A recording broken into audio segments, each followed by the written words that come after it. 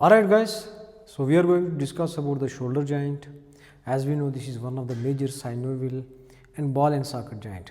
Why this is called as ball and socket joint? Because we know that two articulation sites like the head of the humerus, this is the ball shape, and the glenoid cavity of the scapula, this is socket shape. So that's why this is called as synovial ball and socket joint. And it's moving in various directions like in abduction, adduction, flexion, extension, and you can even rotate in different axes. So you should understand that this is one of the major synovial joint.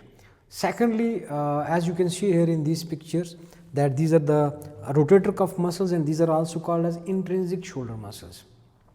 So you should understand that there are two major articulation sites of the shoulder joint, like you can see this is the humerus and this is the scapula. So this is like you can see the ball and socket joint, and you should understand that these bones are basically articulating with the ligaments. So there are some prominent ligaments like the coracoid process is attached with the humerus, like coracohumeral ligament. Clavicle is attached with the acromion process through the acromioclavicular ligament. Then there is one of the major ligament which is called as glenohumeral ligament also inside. Then you have got some capsular ligaments also, and then you should understand please about these rotator cuff muscles. Actually, rotator cuff muscles are really important. They are inserted on this greater tubercle and the lesser tubercle. And actually these are intrinsic shoulder muscles, and there are some extrinsic shoulder muscles also, which are some of the major skeletal muscles which help in the movement of the shoulder joint above 90 degree. So it's mean up to 90 degree the movement is basically done through these rotator cuff muscles. These are immediately attached with the head of the humerus or near this greater and lesser tubercle. So what are the muscles attached on the greater tubercle? So you should understand that greater tubercle muscles are basically originating from posterior side of the scapula, and immediately they will insert on the greater tubercle like the supraspinatus. As you can see, this is a posterior view. It's like this.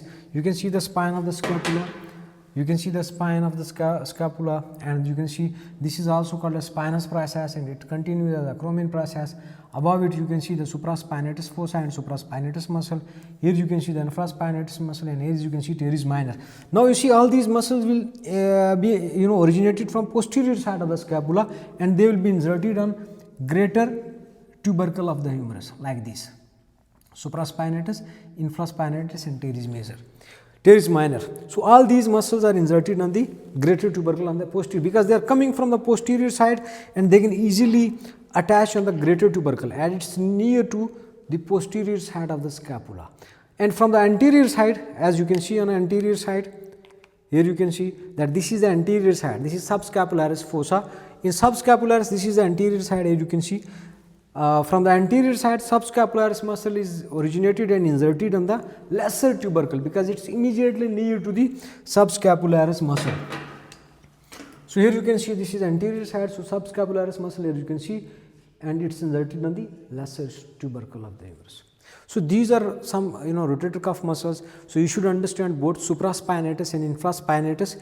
These are innervated by suprascapular nerve, and the function of supraspinatus is the abduction, and especially abduction from 0 to 15 degree, and this is responsibility of basically suprascapular nerve.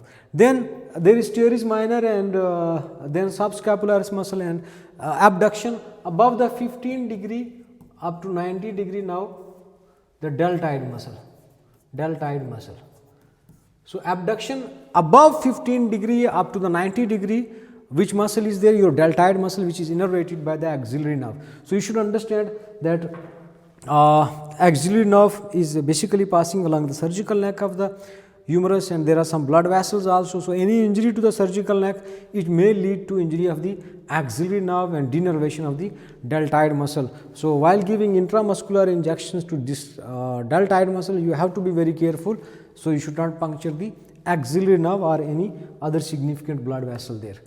So then there are some extrinsic shoulder muscles which help in abduction above 90 degree up to 120, 180 degree, and those are basically extrinsic group of the shoulder muscles like trapezius muscle and some muscles from the anterior side of the chest also like pectoralis muscle. So all the muscles coming from anterior side of the chest like pectoralis major muscle and from posterior side of the back like the latissimus dorsi or the teres major muscle. So, these are inserted on this part. So, you should understand like this, that lady between two majors, lady, that latissimus dorsi muscle is inserted basically in between pectoralis major muscle and teres major muscle, teres major muscle. So, you should remember like this, that lady between two majors, that latissimus dorsi is inserted on the anterior part of the humerus, immediately below this intertubercle sulcus on this anterior part here. So, it is between pectoralis major and then also the teres major. That is why when you are moving this shoulder joint above 90 degree, so you are using all these muscles like trapezius muscle also, pectoralis major muscle also, or latissimus dorsi muscle also. So, this is like extrinsic group of the shoulder muscles. So, I hope relating to rotator cuff muscles, relating to the insertion and origin of these muscles, now everything is clear. And then you should understand about the humerus also, that any injury to this medial epicondyle, it lead to injury of the ulnar nerve, lateral epicondyle injury,